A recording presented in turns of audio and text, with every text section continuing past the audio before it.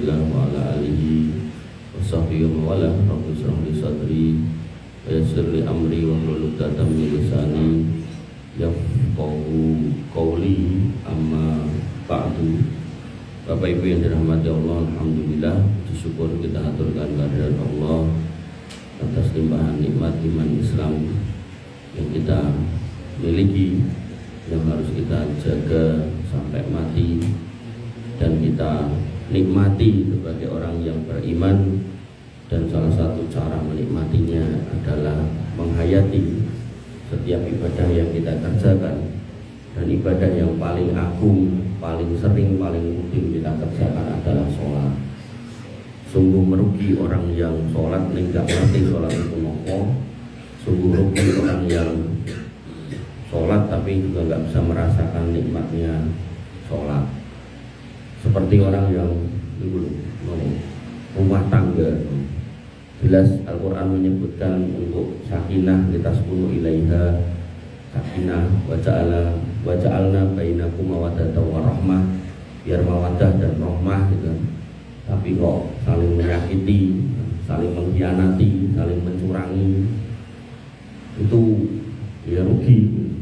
Harusnya itu sakinah mawaddah warahmah, kok malah saling menganiaya satu sama lain. Maka seharusnya setiap orang yang sedang menjalankan sesuatu itu, kalau kata Nabi, adalah ayyudkinahu, yaitu orang yang profesional di bidangnya. Ini bisa berlaku umum, maksudnya nek jangan kerja yo sing profesional, anek sholat yo sing profesional. Sholat atau profesional itu yang benar-benar paham itu apa gitu. Menikah juga gitu, rumah tangga yang profesional gitu. Nah emang menikah ya dudukkan haknya, dudukkan kewajibannya, dijaga dengan baik rumah tangganya gitu. Nah kembali ke sholat, maka dalam sholat itu ada istilah khusyuk. Jadi khusyuk itu tidak cuma sekedar menyelesaikan sebuah kewajiban, tapi mengusahakan sebuah kenyamanan hati, ketenangan jiwa. Nah, orang yang bisa sampai di posisi itu, dia akan merasakan ibadah itu bukan lagi panggilan untuk aku kudu sholat, enggak cuma gitu, tapi sudah merasakan sholat itu sebuah kebutuhan. Neng lucunya biasanya kita itu merasa kebutuhan kalau urusannya sama makan sama minum. Alarmnya jelas, luwe sama ngelak, lapar sama haus. Tapi sholat, nah, alarmnya kembali ke hati masing-masing. Kalau hatinya keras, nah sudah, adzan itu nggak dengar. Bener, saya punya santri itu setengah 4 itu udah takbel dari lantai 2, biar bangun gitu. Terus saya WA, motorku tokke gitu. Bareng ngetokke motor, lebet dilemelih gitu. Padahal rumah kula niku dikepung masjid paling boten itu sekawan gitu. Adzan bareng niku krungu kabeh. Tapi yo ratang dadak turun bangunkan satu-satu. Makanya itu kembali kepada hati. Nah Bapak Ibu dan Allah, khusyuk. Apa keutamaan khusyuk? Yang pertama, Allah memuji orang yang khusyuk di dalam Al-Mu'minun, Quran surat Al-Mu'minun ayat 1-2. Qad aflahal mu'minun alladzina hum fi sholatihim khashi'un. Sungguh beruntung orang yang iman. Cirinya banyak, tapi ciri yang paling awal yaitu yang sholat ning bukan sembarang sholat, yang khusyuk. Sehingga nek jenengan mau mendapatkan derajat al-mu'minun yang benar, bukan cuma sekedar orang beriman gitu toh, tapi benar-benar beriman yang berkualitas. Jadi bukan cuma kepala keluarga tok, tapi kepala keluarga yang idaman. Itu yang memperhatikan urusan rumah tangga. Kemarin saya ngisi kajian di salah satu travel di Solo itu, ditanya apa nasihat antum buat kami para suami. Ayatnya jelas, tapi kadang kita baru mau ayatnya gak paham. Apa? Ar-rijalu qawwamuna 'alan nisa. Laki-laki itu nopo? Pemimpinnya para perempuan. Nek pemimpin itu nopo? Ngayomi sak kabeh-kabeh. Dari sisi keamanan yo sing jaga, dari sisi kehormatan yo sing jaga, dari sisi finansial ya sing nyukupi gitu kan, usahake sekuat tenaga. Tapi di akhir kalimat saya bilang, jenengan sudah mati-matian berusaha dalam waktu setahun, sudah pol-polan dari seorang laki-laki, terus pokoknya sudah perfect gitu kan. Cuman karena satu kesalahan, mungkin pulang telat, mungkin dititipi martabak lali, kan? Mungkin pokoknya hal-hal yang sepele jane gitu kan. Kata Nabi loh ya, Nabi mengatakan ma ra'aituka khairun qotun. Walah mas ya ono ya ini omah-omah karo kowe kok ora enek sing apik. Niku Nabi yang bilang. Jadi wanita itu punya sifat seperti itu. Nah, makanya memang sabar mawon. Benar-benar Nabi itu mengatakan seperti itu 1500 tahun yang lalu dan hari ini masih seperti itu. Dan jenengan tidak usah berkecil hati, itu garwane kiai biasa kali garwane Ustadz Sami mawon. Jenenge wong wedok ngoten iki. Nah, kembali ke sini. Napa? Kodrate nggih, kodrate. Ibaratnya jenengan gadah gaji wis dikek kabeh, salah ngomong pisan semaure ngoten iki. Nggih. Kembali ke sini. Beriman yang berbaik, sholat yang baik adalah khusyuk. Itu mengrekam. Berarti aku kudu khusyuk. Orang mau sholat tok kudu khusyuk. Nek level kita mau sholat tok, itu masih biasa. Pokoknya ra sholat, lah di luar biasa elek maksudnya gitu. Nah, Bapak Ibu rahmatullah Allah, Ibnu Katsir menyebutkan, mudallaluna, orang khusyuk itu orang yang mudallalun itu merendah kepada siapa? Allah. Merendahkan diri pada manusia tidak boleh. Ngawula dumateng menungso niku mboten angsal, lampah nganti brangkang ngarep menungso ora entuk, Pak. Lah kae raja mending rasa dadi abdi dalem nek kula. Wong gajine pira to 2.500 apa pira? Kahmen iki. Khaifun dan dengan rasa takut. Merendah rasa takut, kemudian sakinun. Nah, merendah dengan rasa takut ini yang kita bahas hari Senin. Bagaimana kita mendudukkan Allah itu maha agung, maha segala-galanya. Lah kita niku hamba yang rendah dari sisi posisinya ya rendah di bawah, dari sisi ukurannya awake dhewe niku ya mung cilik, dari sisi kelemahan awake dhewe iki ya mung lemah. Dulu muda nggak pakai kacamata, tambah tua pakai kacamata. Kula ya rong tua wis kacamataan gitu kan. Dulu muda mungkin bisa lari main bola, main badminton berapa set, berapa kali gitu. Kali ini mungkin lambah rada adon bos-bosan gitu. Nah, itu menunjukkan kita itu lemah. Belum lagi dari sisi kesehatan banyak yang menurun gitu kan. Makanya kalau ada orang pengen nom terus ya ora mungkin kodratnya memang kayak gitu kan. Bahkan saya dulu pernah punya mbah itu keluar masuk rumah sakit itu. Kaya mbah saya itu, sampai paribadannya nek loro itu tak dol ke sawah butuh obat itu siap itu, sawah banyak ini. Tapi gini Bu, begitu ketemu dokter dan nggak cuma satu, nggak cuma dua, dokter itu tetap ngomong kepada bapak saya, Pak, begini Bu, namanya biaya itu pun sepuh. Seorang motor niku onderdile nggih pun turun mesin, nek motor niku enten sing sadian onderdil, nek menungso mboten. Pun niki obat pereda sakit, mang beto mantuk, mang donggake. Ngoten niku lho dokter tanya. Berarti memang makin tua iki udah wajar kalau ada penurunan fungsi organ gitu loh. Mungkin hati dalam artian organ gitu, yang sakit, liver maksud saya, atau kemudian mata, atau kemudian jantung, apapun lah itu udah wajar.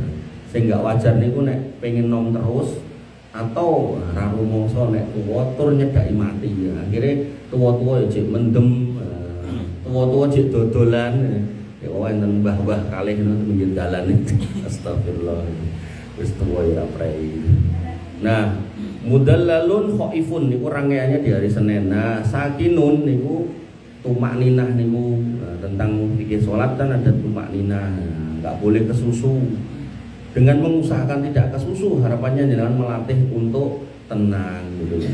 Tapi nek wis kesusu jelas nggak bakalan tenang. Kemudian Imam Sa'di mengatakan al-khusyu' wa al-hudurul qalb baina yadayillah.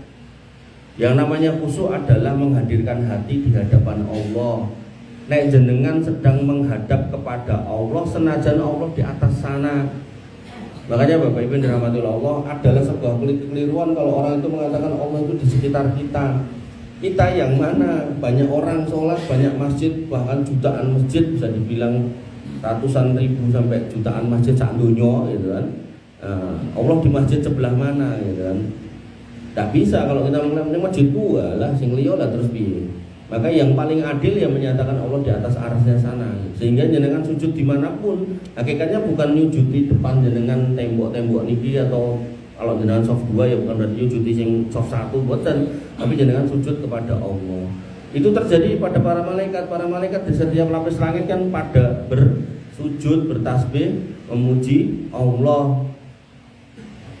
Padahal Allah di atasnya. Maka mereka hakikatnya ya sujud kepada Allah. Makanya di sini dikatakan bahwasanya khusyuk itu menurut Imam As-Sa'di yaitu menghadirkan hati baina yadayillah, di hadapan Allah. Maksudnya yang jenengan itu harus paham nek salat niku nembe ngadep Gusti Allah.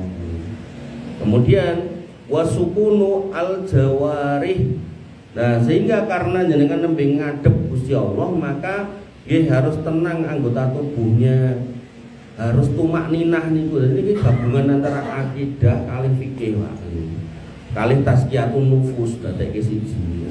Usul niku ngoten niku. Ya nanti orang yang bisa sampai pada titik itu sholat itu cara kecepatan gitu wegah. Kula niku rumangsa kula ya maca doa sujud niku ya rada dawa jane gitu. Niku pernah ngimami orang, saya cerita di sini, ngimami orang Yaman itu dilok cepet meneng sujud gitu. Padahal kalau nuruti dhek niku, kalau nate sholat sunnah 2 rakaat niku dhek sujud pisan iki rong rampung, kula sholat sunnah 2 rakaat wis rampung. Berarti ya bisa dibilang dia lebih khusyuk daripada saya. Cuman nek niku kan ngimami, niku sing protes orang wong akeh gitu. Ya kula mikir kula lah ben protes wong siji timbang wong akeh gitu. Makanya Bapak Ibu dirahmati Allah, nah mungkin nek pun kula ajari ngene iki nek kula sujud suwe muga-muga ana sing protes ning kene. Pengajian rasu wewe ditinggal mulai gitu. Aduh, wis. Bapak Ibu dirahmati oleh Allah Subhanahu wa taala. Saya wasukutu al-jawarih, anggota badannya tenang. Wal isti'alu bidzikrillah an ghairih, dan sibuk dengan zikir kepada Allah dan melupakan yang lain. Berarti nek jenengan salat kelingan tempe karo wajan karo kompor, alah ya.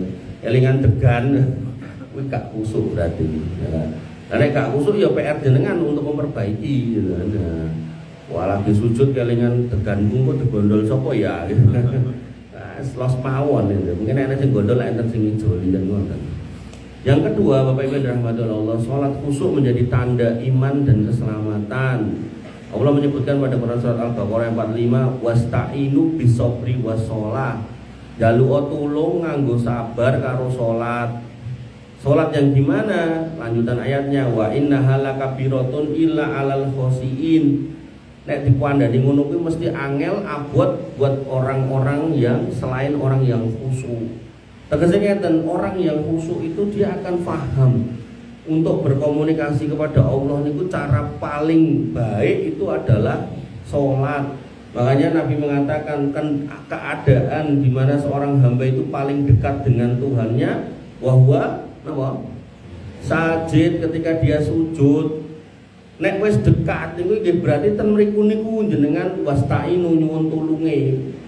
Makanya orang yang paham bener ini ora bakalan ngapunten basa kasare ora sudi njaluk tulung sama makhluk enggak ya. Njaluk tulung ning wit ringin ning wah demit-demit niku semua gitu. Nyata-nyata di sini diperintahkan untuk minta tolong hanya kepada Allah. Dan minta tolongnya mboten ken napa-napa, mboten ken golek das kebun, mboten ken salat. Makanya nek umpami jenengan iki nelayan kaya sing ning kono kae Paris niku Parangtritis sing gawe ning gua ndas kebu gen selamat. Nek misal tenan jenengan ngersake selamat sakjane lho kembali ke sini.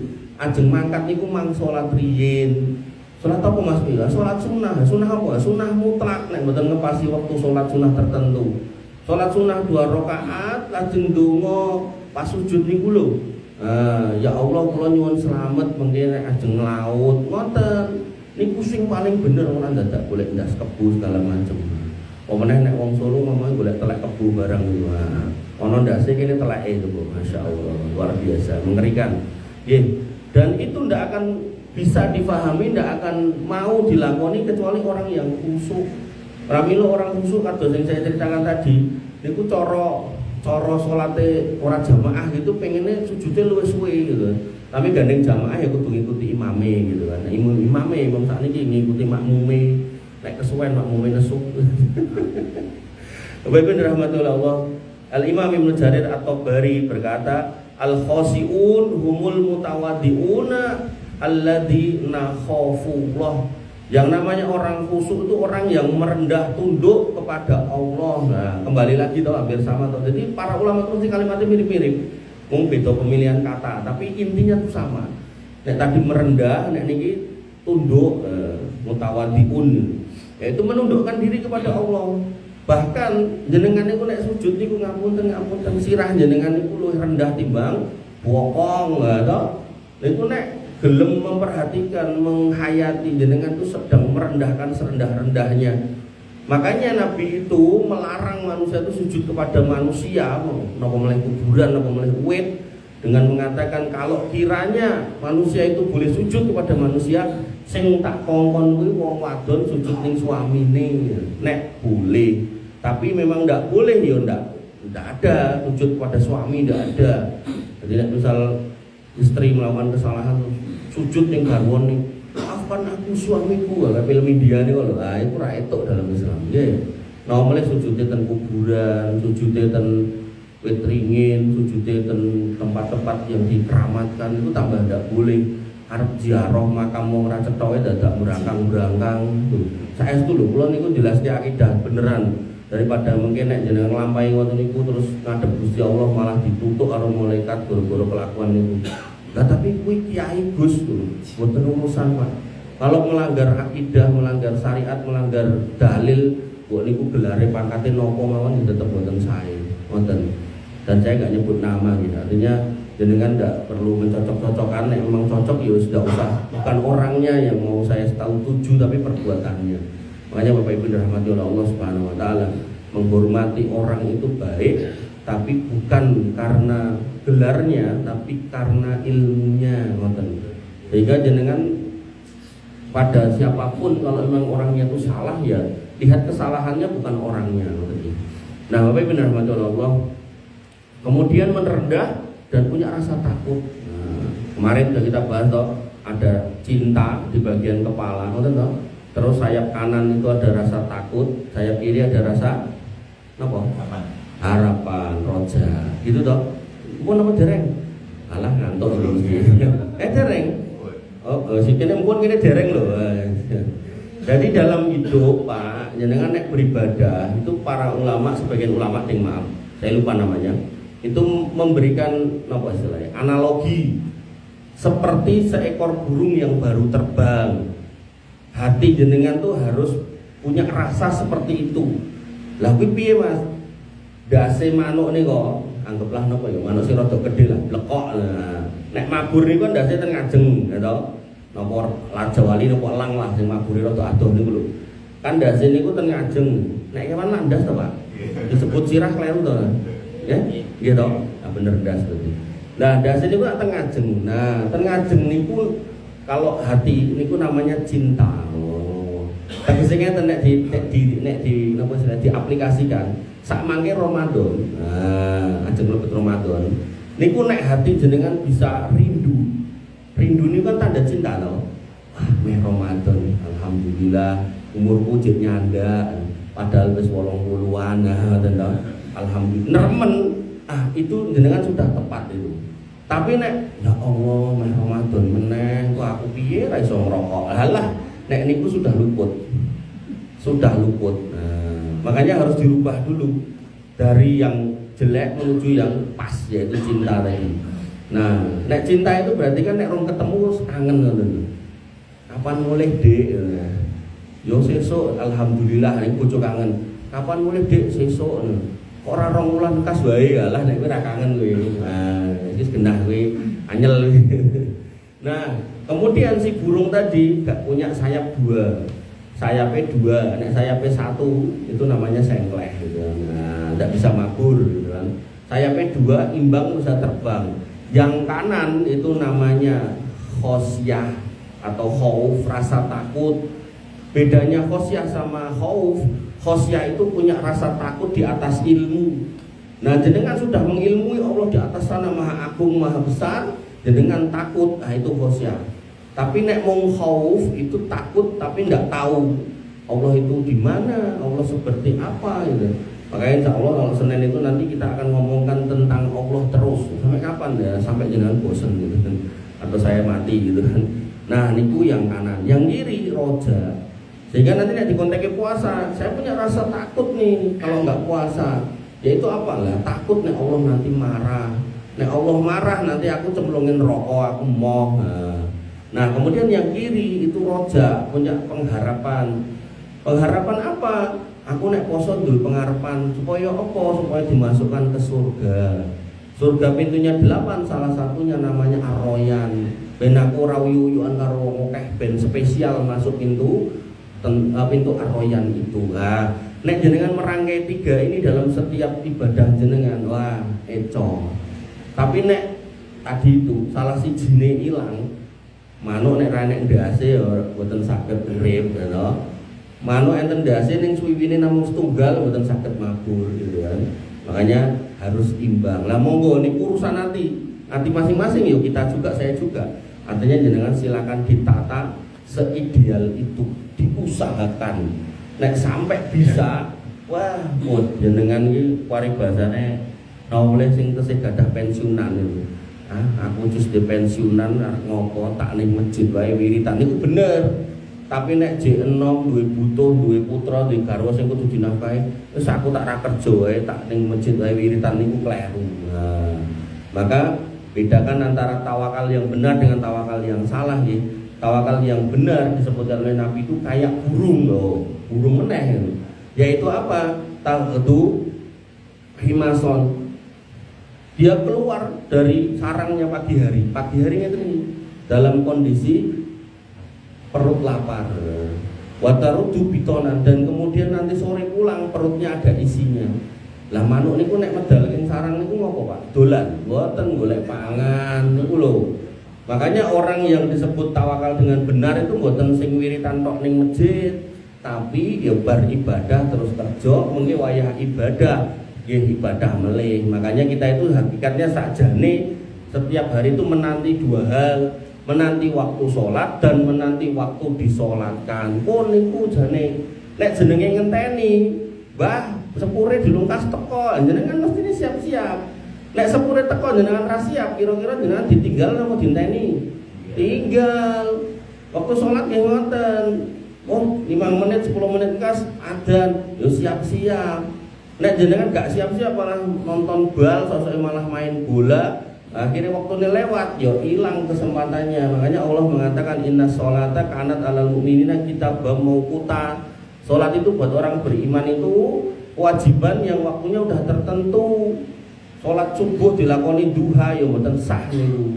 Nah, tapi nek keturun enggak apa-apa nek keturun, tapi nek sengaja. Nah, kosek rasane masjid iki bali rampung kok. Lah rampungnya jam piro? Ya tek 7 kurang sithik ya lah ya wis lewat waktu salate. Ndak bisa jenengan bar nonton bal langsung sholat subuh tidak bisa nih, jangan menyengaja itu tidak bisa. Itu yang kedua. Kemudian yang ketiga, inna sholata tanha 'anil fahsya'i wal munkar. Yang namanya sholat itu mencegah dari perbuatan keji dan mungkar. Ibnu Qayyim menyebutkan wa haqiqatun zalika anna sholatal ladzi nahat 'anil fahsya' wal munkar hiyalladzi istamalat 'alal khusyu' wa huduril qalb. Sholat yang mampu mencegah dari keji dan mungkar itu ya cuma sholatnya orang yang khusyuk dan menghadirkan hati. Sehingga nek enten wong bar sholat kok mulih nyolong sendal, itu berarti sholatnya genah enggak khusyuk. Bar sholat masuk kantor tanda tangan SPJ palsu, itu berarti sholatnya enggak khusyuk. Tapi nek khusyuk dia tahu, ya Allah ini dosa moh aku gitu. Ini barang haram moh gitu. Diparani kali kadang lu enten kampung-kampung kadang lu buka karaokean diskotik ngono niku. niku moro ten lurah-lurahe njaluk izin gitu. Lurahe ngizinke wargane mboten tapi tetep ngadeg soalnya nopo tanda tangan wargane dipalsu. Nah nek ngoten niku mbok lurahe bathuke enten bekas sujute ya wis kuwi jenenge wong ora cetha gitu. Enggak khusyuk. Makanya Bapak Ibu dirahmati oleh Allah Subhanahu wa taala. Ngoten nggih. Jadi jenengan nek bener-bener pengen menghadirkan jiwa menjauhi kekejian dan kemungkaran, mulai jenengan di lingkungan sini lah wis bedino pan sawangane ngoten niku. Maka jenengan wajib menghadirkan jiwa yang khusyuk, jiwa yang khusyuk wajib. Nek mboten walah bar salat iso mlipir-mlipir gak jelas itu. Makanya Bapak Ibu dirahmati oleh Allah Subhanahu wa taala, pentingnya khusyuk. Kemudian yang keempat, khusyuk dalam salat adalah tanda kedekatan dengan Allah. Wadhkur isma rabbika wa tabattal ilaihi tabtila. Muzammil ayat 8. Sesungguhnya sebutlah nama Tuhanmu dan beribadalah kepadanya dengan tabtila, penuh ketundukan. Imam Mujahid berkata at-tabtila, yang dinamakan at-tabtila yaitu al-ikhlasu fil ibadah, ikhlas dalam ibadah yang merupakan rangkaian dalam kekhusyukan. Jadi orang khusyuk itu tidak akan ada namanya kepepet, sholat meneh lah, itu sudah bukan nuansa orang khusyuk. Tapi nek kemudian adzan alhamdulillah udah adzan tak sholat sih, nah itu orang khusyuk. Makanya Bapak Ibu dirahmati oleh Allah, orang khusyuk niku masjidnya adoh tetap diparani, seneng, mergone kangen pengen menghadap Allah lagi. Tapi nek gak khusyuk alah masjidnya sebelah rumah ngono ya tetap pilih sholat ning rumah tetap. Bener, masjidnya misalnya ini dalamnya meriku gitu, dia tetap pilih sholat neng omah.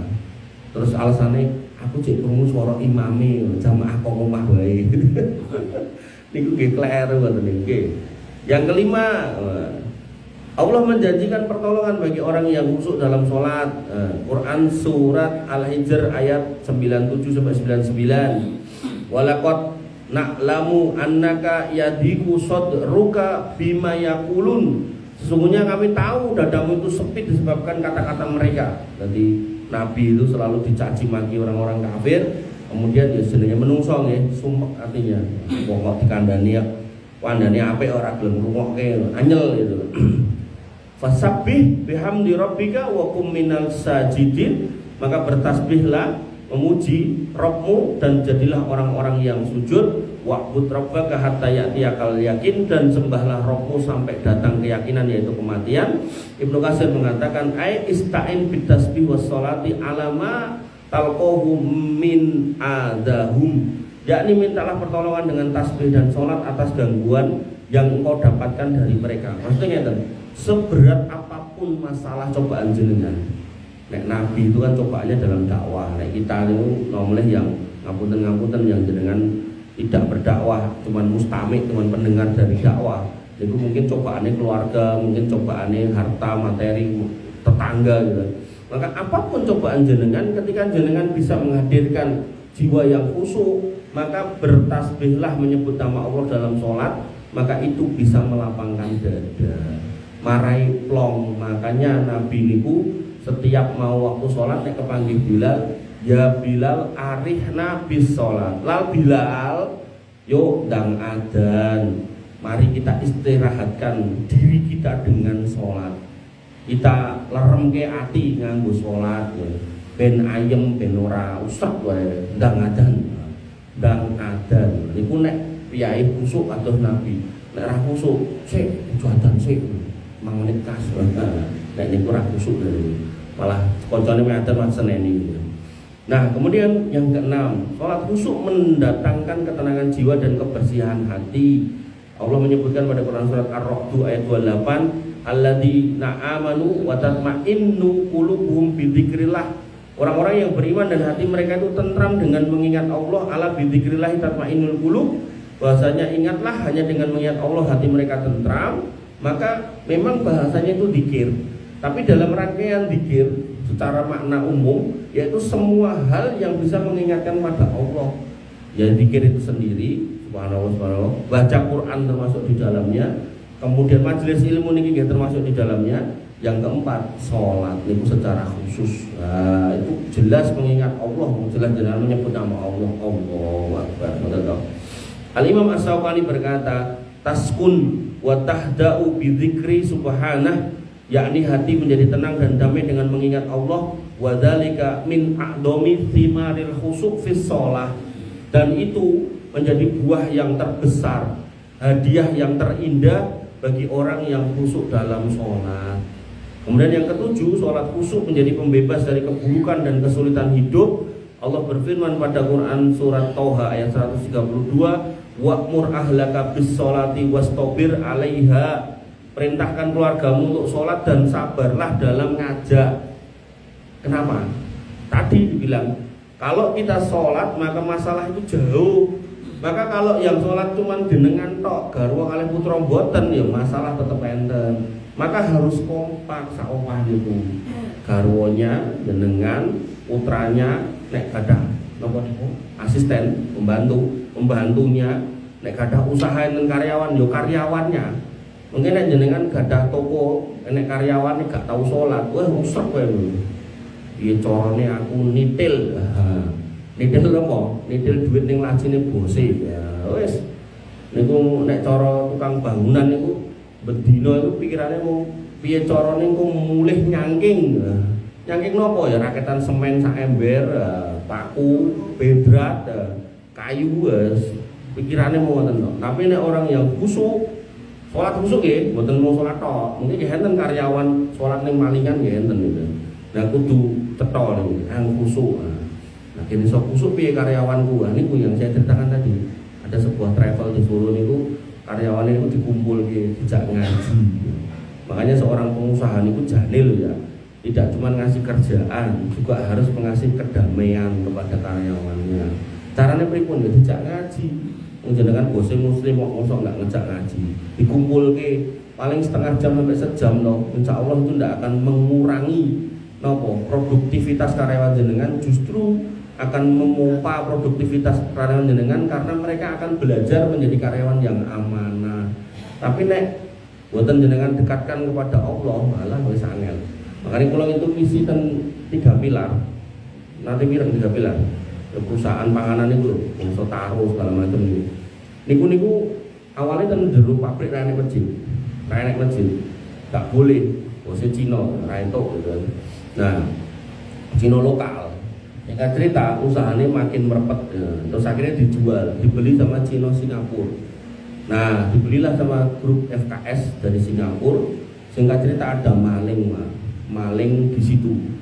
Dan namanya pabrik atau tempat usaha di Indonesia ya, umumnya otomatis mayoritas karyawannya wong Islam teman. Penjorong ya mayoritas di sini ya wong Islam ya.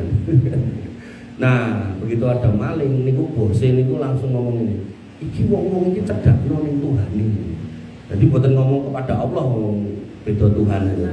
Cedhakno ning Tuhan iki. Akhirnya ada salah satu teman saya menyambut itu kata-kata itu dengan, "Ya wes, aku njaluk iki pendopo iki dadekke masjid." Akhirnya diizinkan, Pak. Pendopone gede pianan dadekke masjid.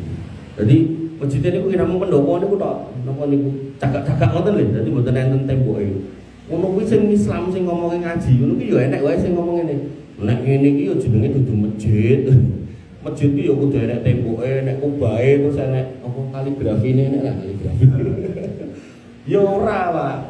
Makanya yang namanya spesialnya Nabi dibanding nabi-nabi yang lain, Nabi mengatakan salah satu keutamaan beliau, wajah alali ardon masajida. Bumi semuanya oleh Allah didadekke masjid waku. Makanya jenengan salat iki ning endi to, Pak? Enten sing ten lapangan, sing dalan to. Niku jane ya dudu masjid. Masjid niku maka nulis sujud tempat untuk sujud. Jadi jenengan ya tidak apa-apa salat di tempat-tempat itu karena memang diperintahkan di tempat terbuka. Wonten. Makanya jadi orang Islam niku kudu belajar yang banyak ben boten kaku. Jadi sing ngomong niku yo katoke cingkrang jenggoten lho, tapi mungkin ngajine kurang adoh, kurang akeh. Jadi ini terlalu saklek tuh. Makanya nek enten Jumatan ngoten niku ogah nyedak, enten pengaosan ogah nyedak. Alasane dudu masjid kuwi pendopo. Nah, Bapak Ibu dirahmati oleh Allah, jenengan nek ngertos rumah sakit DKT, tempat jadi niku lho. Niku lah masjid iki pendopo ngoten niku. Dan jenengan lebet tuh. Nek ten balai kota pendopone pendopo mboten masjid, masjidnya sebelah pendopo. Yang ke pinten niku? Yang ke-8. Oh, pun 8, Pak. Cuma 7, Pak. Terakhir nih, Imam Al-Qurtubi mengomentari ayat itu, fihi dalilun ala anna shalah ma'al khusyuk sababun fi rizqillah wa sa'adatil abdi. Orang yang bisa sholat khusyuk maka jelas rezekinya dijamin Allah dan hidupnya bahagia. Oh, monggo jenengan kersa mayar urip kalih bahagia napa mboten? Nek pengen sumpek kalih randidit lah monggo rasa sholat. Tapi nek pengen santai hidupnya mang sholat. Nah, tapi santai kayak mungkin tetap randidit, Pak. Wong sholat niku senajan randidit dia nggak akan terbeban untuk kemudian harus gimana. Dia akan nerimo ing pandu. Pramila dalam Islam itu ada dua kondisi. Ketika Allah kasih materi banyak, dia akan zuhud. Zuhud itu pripun? Dia akan nanjake harta itu di jalan-jalan yang halal. Orang bakalan kepikiran sing haram-haram, niku zuhud.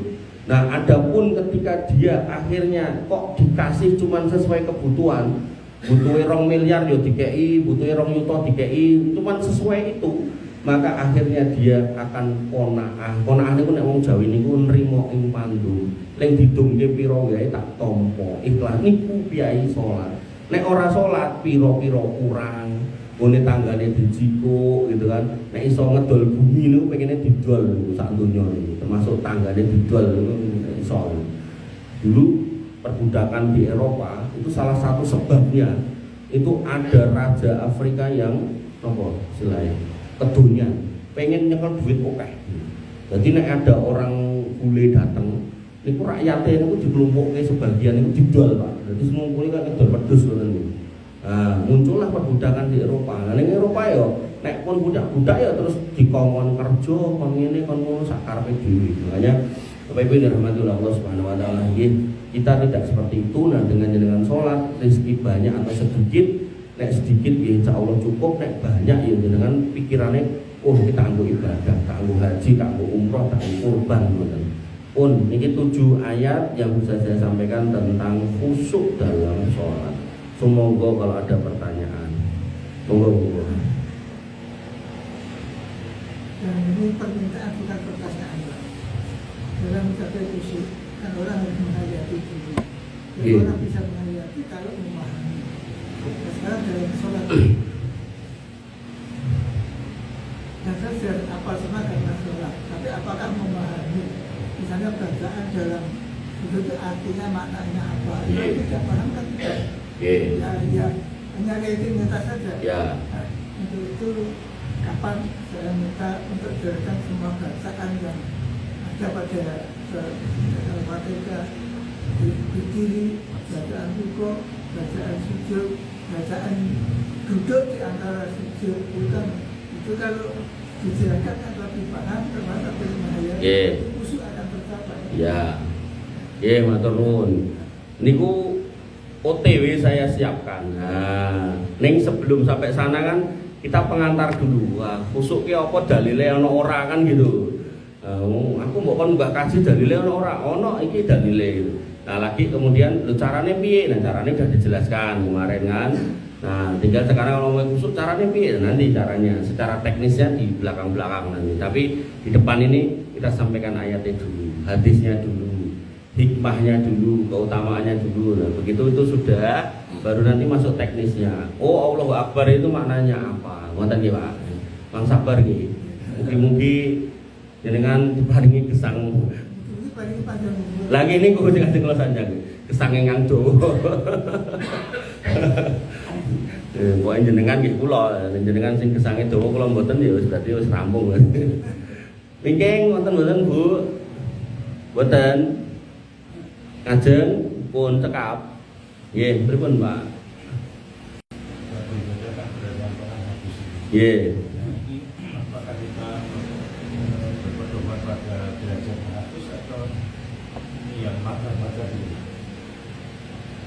Apakah kita berpegang pada derajatnya hadis atau madhab-madhab? Para imam madhab itu mengatakan dengan kalimat yang serupa, idza sohal hadis fahuwa madhabi. Nek kamu ketemu dengan hadis yang sahih, umpama pendapatku salah kata Imam Syafi'i, terus kowe ketemu sing hadis sahih, ya jane aku ya menuju ke sana. Jadi zaman dulu itu nggak kayak sekarang. Sekarang tuh informasi bisa diakses dengan internet. kitab-kitab bisa koyok dikumpulkan jadi satu, benar bisa lihat saling membandingkan.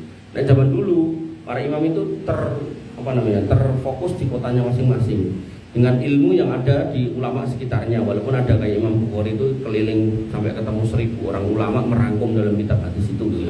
Nah maka pertanyaan panjenengan gitu kan, kita fokus pada kesohihan atau kesohihan hadisnya atau pada madhabnya, maka urutannya untuk memudahkan belajar, maka jangan belajar niku menggunakan madhabnya, memudahkan belajar. Wabil khusus di Indonesia madhabnya niku Syafi'i. Nah, memudahkan belajar niku langkung saya menggunakan madhabnya. Nah, kalau sudah advan level rodok tinggi, maka jangan masuk ke level namanya pemilihan mana yang lebih kuat. Nah, itu dalam organisasi Muhammadiyah namanya tarjih. Jadi tidak kudu kaku Muhammadiyah, Syafi'iyah cekek kan mboten. Nah, mana yang lebih sahih itu yang diikuti, baru kembali ke hadis.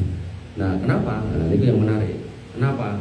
Karena para ulama madhab 4 ini, mereka itu lahir atau hadir di dunia itu imam-imam hadis itu belum ada. Jadi di dalam kitab-kitab mereka yang asli itu tidak ada.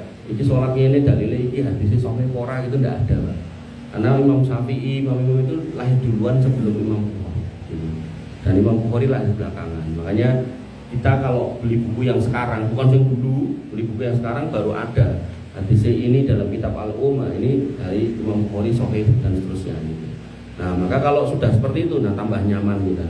Nah, yang saya sampaikan di sini, gitu kan, kayak tentang tata cara sholat yang lalu itu saya mencoba merangkum dari kitab-kitab yang sudah disarikan. Beberapa kitab, ada kitab dari madhab Syafi'iyah, ada kitabnya Syekh Albani itu lebih condong ke madhab Hambali sebenarnya, tapi beliau selalu mengatakan saya tidak bermadhab gitu kan. Nah, itu saya kumpulkan jadi satu, saya sampaikan tentang tata cara sholat. Tapi ten Solo niki enten pengawasan sama kuatah. Niku pada ustadz yang lalu yang sudah meninggal itu beliau mengatakan wis ora usah madhab-madhaban. Tapi beliau mengajarkan sesuatu yang menurut saya menggiring umat pada madhabnya.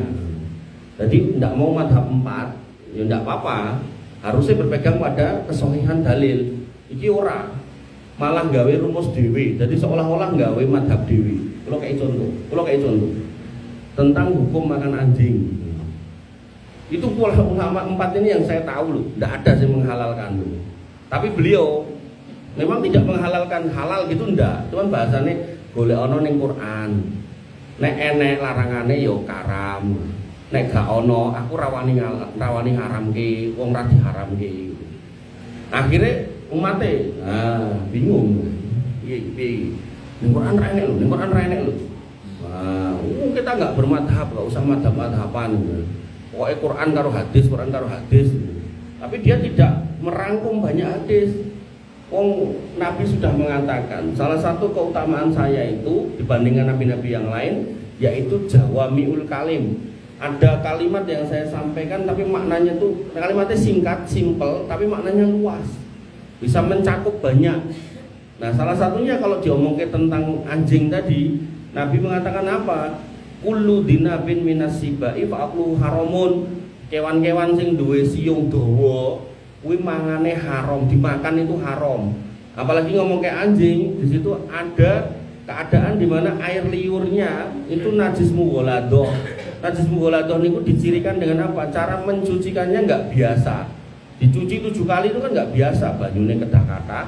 Terus yang pertama atau yang terakhir pakai tanah itu juga enggak biasa. Nek biasa iki namung dicuci terus nganggo sabun selesai gitu kan. Niki ping 7.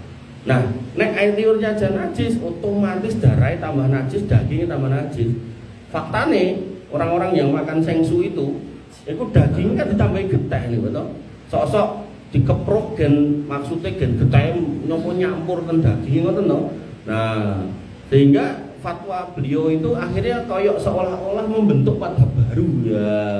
Madhabnya namanya As-Suqoniyah. Apa jenenge? Lali aku. Wilah pokoknya. Kuwi lho, itu kayak gitu lho. Sedaunnya. Sampai jenenge lali. Wis kuwi lah sing meninggal, semoga Allah mengampuni beliau. Nah, kemarin saya ketemu sama orang yang ngaji di situ. Saya 15 tahun ngaji di situ, saya keluar. Ya alhamdulillah. Nah, tapi saya secara pribadi berharap putranya bisa membawa perubahan yang besar, karena putranya itu sekolah LCMA. LC ini ku singkatannya langsung ceramah gitu. Sekolah ten Arab niku. Nah, kula dereng lulus gitu. Nah, kemudian MA itu level 2-nya. Tapi nek bapaknya itu kan cuma sastra Arab di UIN. Nah, jadi ilmune nggih ilmu otak-atik matuk gitu loh. Pokoknya anggar matuk dikatuk-katuke gitu kan. Makanya banyak fatwa beliau itu yang enggak tepat. Dan si orang yang ngaji 15 tahun itu mencontohkan satu lagi. Dan itu musibah besar. Levelnya akidah. Dia mencontohkan satu lagi, katanya beliau itu pada waktu pengajian mengatakan terkait dengan syafaat. Syafaat di akhirat itu tidak ada. Yang namanya syafaat itu ya kita di dunia ini mendapatkan kesempatan ngaji Quran Sunnah, itu namanya syafaat. Dalilnya apa? Dalilnya bahasanya Al-Quran itu sifaun lima fisudur, obat buat apa yang ada di dalam hati. Ya wes, berarti itu syafaat buat kita. Kita itu Quran saiki itu syafaat. Somben ki gak ono, termasuk tentang jahanamiyun wong sing nyemplung rokok terus ditokne itu enggak ada. Padahal yang hadisnya cetha enten. Makanya kalau kita belajar kitab akidah, jadi mungkin rangkaian setelah kita mengenal Allah dalam rububiyah, niku nek jenengan penasaran iki episode nganti akhirnya apa? Nah, mungkin kitab-kitab akidah niku saya gelar gitu kan. Ning iki alon-alon. Mungkin nek ngebut mungkin ndak jenengan gumah-gumah niku kula malah ra penak gitu. Nah, terus iki sekedhik-sekedhik mawon sing penting istiqomah. Nah, bahwasanya yang terbaik dalam amal itu adwamuha wa in qala, ajek ning sekedhik. Lumayan setengah jam, sak jam kan, tapi istiqomah. Penting sate mangkat. Ngoten nggih Bapak. Nggih. Dan terus nek memang ada yang sahih, yang sahih. Tapi kalau jenengan bingung, jenengan sementara ikut mazhab Syafi'iyah, Malikiyah, monggo. Tapi istiqomah mawon di mazhab itu jangan dicampur-campur. Bingung mungkin jenengan. Karena memang mereka punya perbedaan di dalam beberapa fikih, ngoten. Tapi nek akidah, hakul yakin sama. 4 mazhab itu mengatakan Allah di atas arsy, cetok, clear. Tidak ada perbedaan. Mungkin tentang pokoknya sih sama, banyak yang sama. Hampir tidak ada perbedaan dengan akidah. Tapi nek fikih mungkin bisa kita temukan beberapa perbedaannya. Wonten malih tit nggih, Bapak Ibu dirahmati Allah Subhanahu wa taala, mbok pilih mekaten piye timbang ganjel dadi blok kok. Kepriwe itu? Tadi itu berkenaan dengan masalah sholat jenazah ya. Sholat jenazah? Iya. Nggih, pripun? Nah itu pernah suatu ketika itu. Soalnya sholat jenazah tekoke wingi. Ya ora apa. Oh, masih ada hubungan. Oh iya, ini fikih kok ya. Oh ini akidah ya. Oh bener-bener. Saya yang salah ngomong. Pripun? Pernah itu dalam sholat jenazah itu kita istilahnya kalau sholat wajib itu ya masbuk gitu loh. Oh. Nah, pernah itu ketinggalan kalau nggak salah itu 2 takbir. Nah itu apakah bisa disamakan dengan kita sholat id? Karena kalian kalau kita terlambat kan nggak usah mengulangi. Untuk sholat jenazah itu apa juga begitu? Sholat jenazah itu kalau masbuk tidak usah ditambah. Jadi jangan salah mengikuti imam. Ngoten. Tak. Selesai. Terus tuh masalah. Tapi nek jenazah sholat jenazah kan karena itu singkat ya. Sebenarnya bagusnya jenengan bisa lagi sholat lagi dengan jamaah berikutnya. Gitu. Nggak apa-apa, misal ya, ini ngapunten ya, sing sedo garwan jenengan. Wah, saking jenengan niku istilahnya pengen mengantarkan yang terakhir. Niku angger tamu datang, yang takziah datang, go sholatke jenengan melu. Mungkin dugi melih go sholatke jenengan melu melih, nggak apa-apa. Berkali-kali jenengan ulangi nggak apa-apa. Pengertian yang sebentar dari sholat jenazah harus mengatur akan sholatnya. Boten. Ojo kok jenazah.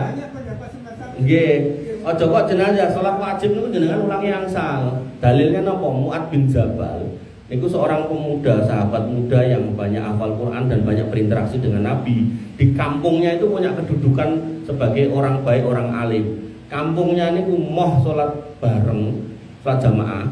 Nek mboten sing imami Mu'ad, padahal Mu'ad moh salat jamaah nek ra makmumin ndak kalau ndak bermakmum dengan Nabi. Akhirnya mereka sepakat, ya wis ke makmum karo Nabi. Ning nek rampung ndang rene imam mono. Nah, ngoten. Nah, maka pas dia sholat dengan Nabi itu sholat wajibnya, pas ngimami ten masjid kampungnya itu sunahnya. Pramila seorang suami, nek Mas Teguh lah omahe caket mriki ya toh, terus salate garwane nggih ten mriki. Tapi nek misal panjenengan gadah garwa ten dalem gitu kan. Niku terus Mas aku pokoknya pengen jamaah ro kowe. Ya wis aku tak ning masjid sik salat jamaah. Lah entenono aku jenengan imami melih ten dalem angsal. Niku wajib napa melih sunah. Sunah di bulan baleni ping 17 ento. Ngoten nggih. Tapi enten sunnah yang tidak ada jamaahan. Napa niku salate? Contone. Sunnah, salat sunnah sing ndak ada salat jamaahnya. Rawatib. Nah, rawatib niku mboten. Tapi jamaah maksudnya jamaah rawatib ngoten lho, ndak ada. Tapi nek jenengan lagi rawatib terus enten wong nepuk cek salat wajib itu boleh, dalile wau. Tapi nek khususon salat sunnah berjamaah, rawatib itu ndak ada. Terus salat duha jamaah niku nggih nggak ada. Nah, ning kula niku angger Jumat keempat niku kan ngimami salat duha jamaah ten SD Sampangan. Nah, ini dalam rangka napa? Pendidikan nggih cah cilik. Jadi bukan tinggi ibadah, dalam artian ibadah sesuai syariat niku mboten sesuai syariat wong salat duha iku kudune dhewe-dhewe. Kados kurban niku lho. Cah SD kurban, Bu, Dit, ngopo le? Iuran kurban piro? 20.000. Lah iku kok sing patungan wong piro? Ya sak kelas ngono. Lah sing dibeleh apa? Wedhus. Wedhus sak kelas. Lah niku secara hukum ndak sah sebagai kurban. Tapi nggih latihan, ngoten nggih. Nah, ngoten. Pun melih masih berkaitan dengan masalah jenazah itu. Jenazah. Kan pernah juga tuh penasa jenazah itu kan yang meninggal kan laki-laki kan kita doanya Allahumma fir lahu. Nah tapi kita keliru Allahumma fir laha, lalu peringatnya sudah selesai pulang. Iya, yang meninggal laki-laki lagi perempuan. Gimana? Ya tadi solusinya sholat lagi. Oh, itu nggak kena. Atau nek jangan bar sholat yang itu nggak kena. Allahumma fir fulan bapak fulan gitu kan. Warhamhu wa afihi wa anhu. Atau nek perempuan tadi Allahumma fir ibu fulana warhamha wa afiha wa anha, tambah itu enggak. Namanya keliru. Jadi enggak apa-apa. Jadi kata Nabi, dari umatku itu diangkat dosanya, artinya enggak dosa pada 3 hal. 1 keliru, salah. Kemudian yang kedua lupa. Kemudian yang ketiga kepeksa.